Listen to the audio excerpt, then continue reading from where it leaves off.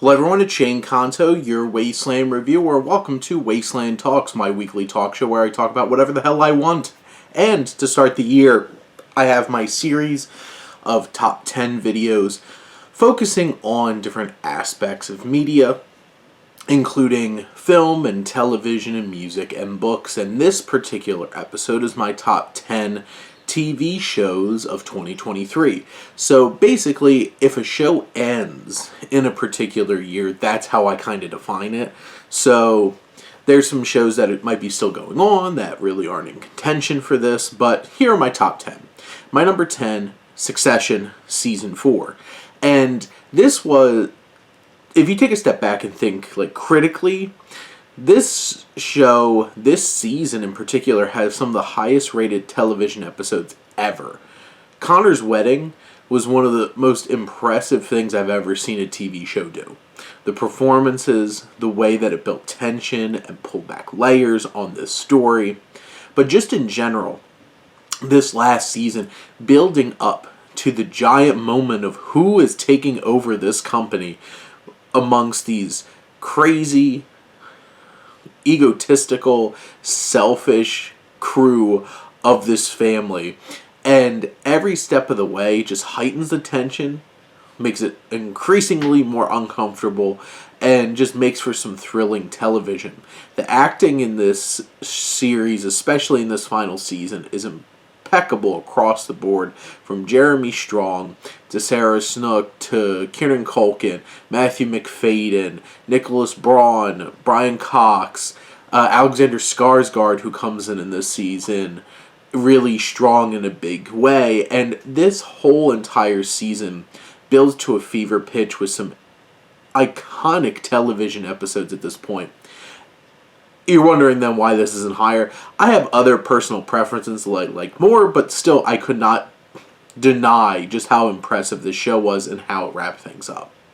My number 9, Ahsoka Season 1, or is this a mini-series? I don't know. Disney really hasn't, and Lucasfilm really hasn't defined that yet, but Ahsoka, this series, really blew me away as a huge fan of Rebels. I love that 4-season animated series in the Star Wars galaxy, and this story continues the lives of those characters also through this particular journey of Ahsoka Tano.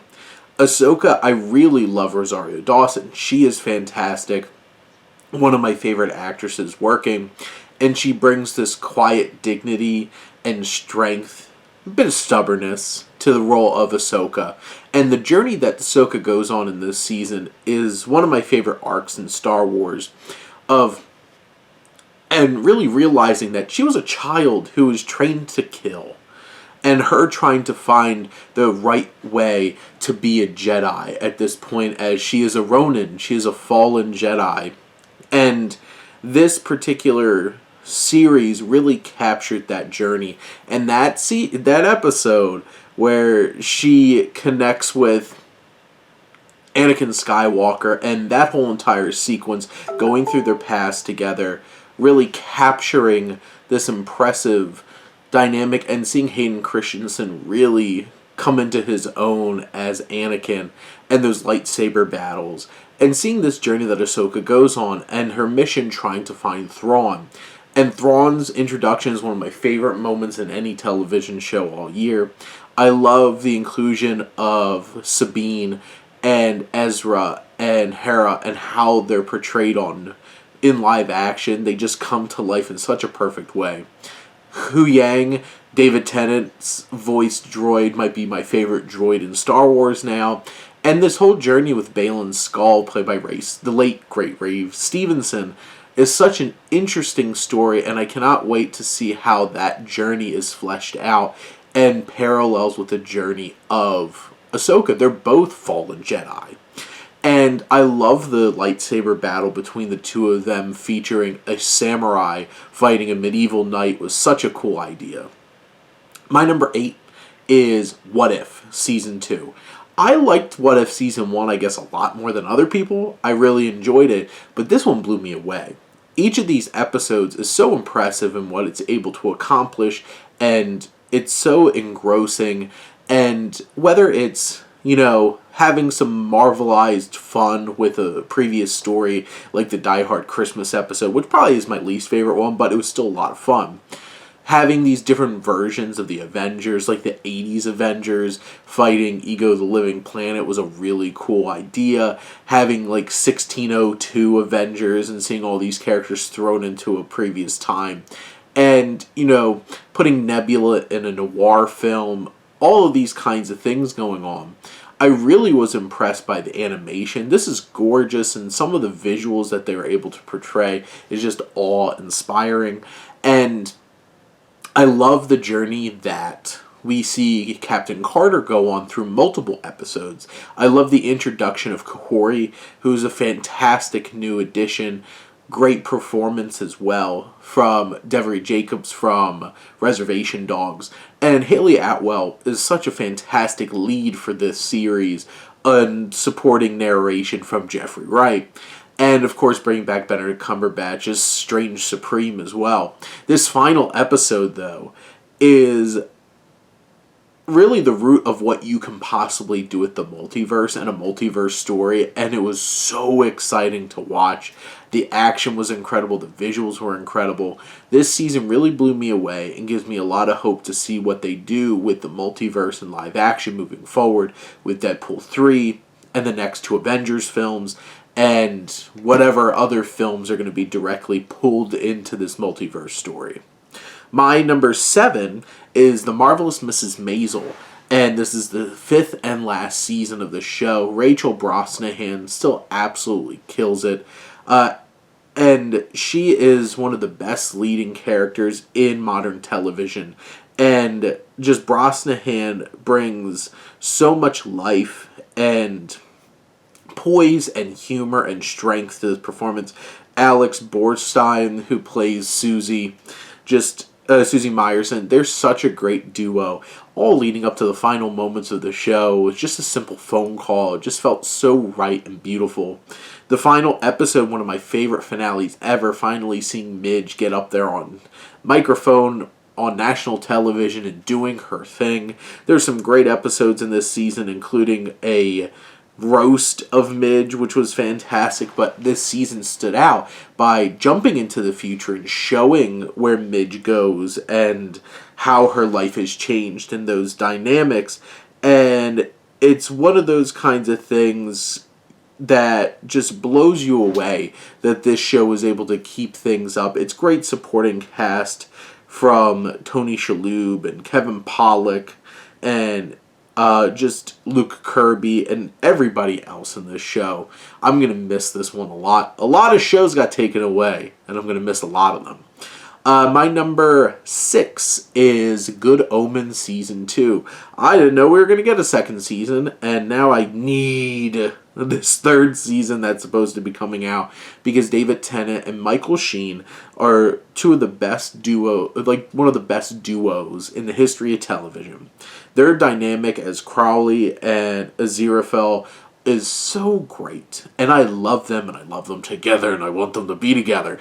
And this will they, won't they kind of journey that they go on in Season 2 really struck a chord with me, all leading up to the just earth-shattering final episode and final moments that just left me wanting something, and can't wait to see where they go in the third season. But this great idea for the second season with Gabriel losing his memory of who he is and John Hamm just having a blast on Earth is just a fun time. And having these little dynamics of the neighborhood, the people in the neighborhood running their own shops and everything, it's just such a fun way of taking that first season, which is doing a lot, and taking it and giving it a more streamlined little story here that feels a lot more personal and deeply connected between Aziraphale and Crowley. And Crowley, David Tennant is one of my favorite performances in TV this year, and this season just blew me away, and I need the third season if I didn't say it already. My number 5 is Reservation Dogs Season 3, which is also the last season of this show. This show is quietly one of the best shows on television. This 4 the four young people here of Bear, Allura, Willie, and Cheese, they're such a great quartet of characters that we could just get behind, and these performances from these young actors are fantastic. This last season digs a little bit deeper into some of the adult characters, and they're fantastic. Storylines really giving depth to them and really creating this community. That final moment between Bear and Spirit in the series finale is so moving and impactful, and one of my favorite scenes in television this year. This show really hits a chord deeply and emotionally. Devery Jacobs, who plays Laura, is so fantastic in that second to last episode where she meets her dad, and it's Ethan Hawke. Just opens up a whole entire can of worms that gives this season that one incredible episode with so much depth. But that last send-off is fantastic too. And I also absolutely love the one Dear Lady episode in this season that really captures a deeper kind of look at Native American history. My number 4 is The Last of Us, Season 1. This show, though, here's the recipe to make a great show. Have you hook the whole episode and then gut punch you in the last 5 minutes of every episode and then be like, I need more, even though you're causing me so much pain. This show is insane. I never played the games, but this is, like, HBO has something cooking here. Each episode has so much depth and thrills and just moments of danger, and whether it's the zombies or, the real monsters, us. Because it's always us. We're always the true monsters. But this series is so well made, so thrilling, and each episode on its own could be just this towering achievement in television. That pilot from the opening scene with, like, John Hannah, that scene is incredible. All the way through such well-written and detailed episodes. That long time episode, with Nick Offerman and Murray Bartlett just guts you and tears your heart out. And basically this film just tears your heart out every chance that it gets. And that final episode just leaves you reeling. And just sitting here like, why can't we get this next season any faster? My number 3 is The Righteous Gemstones, Season 4, and Danny McBride really found his crown jewel here. This really feels like his best project to date, and this is such an impactful and... Righteous Gemstones Season 3, I guess. Whoops. But just this series is so funny. And they find every way possible to find ways to hit deep emotional resonance, have thrilling and impactful events, but still say so funny. This show is so funny. This cast is incredible. Between John Goodman as the patriarch, Dr. Eli Gemstone, and Jesse Gemstone, played by Danny McBride, and Edie Patterson and Adam Devine, and just every other supporting character here. The real MVP is BJ, played by Tim Bowser, and just everybody from top to bottom in this series is fantastic. And this third season takes us into a crazy story as it puts the Gemstones up against a militia. And their perspectives on religion come into clash here. And there's a real sense of danger in this particular season, and that really hits and strikes a chord here. This is such a tightrope of humor and thrills, and it really captures that. Steve Zahn's a great addition in this season as this militiaman with some dark ties to the Gemstone family. We finally get some big moments, especially between Kelvin and Keith, which is great. But, of course, Walton Goggins just steals the show as Uncle Baby Billy, and there's going to be a payday. And Baby Billy's Bible Bonkers theme song is one of the best theme songs I've ever heard for any game show ever. Maybe even television show, period. Oh my god, Walton Goggins is a gem. Wow, gemstones.